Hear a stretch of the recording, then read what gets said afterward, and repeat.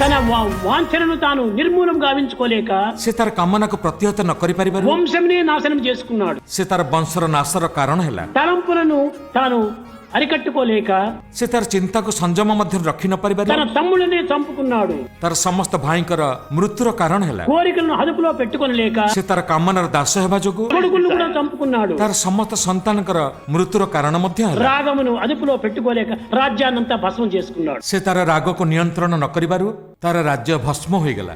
దీనికి కారణం ఏమిటి? ଏହାର କାରଣ କଣ? కనుకనే ఈ చదువుకున్నటువంటి వాడైనప్పటికీ ఇతనిలో దుర్గుణములు, దురాలోచనలు, దుశ్చింతలు ఈ విధంగా ఉంటున్నాయి. ସେ ଏତେ ବିଦ୍ୟାବାନ ହୋଇ ମଧ୍ୟ ତା ମଧ୍ୟରେ ଦୁର୍ଗୁଣ, ଦୁରାରୋଗ୍ୟ, ଦୁଶ୍ଚିନ୍ତା ଭରି ରହିଥିଲା.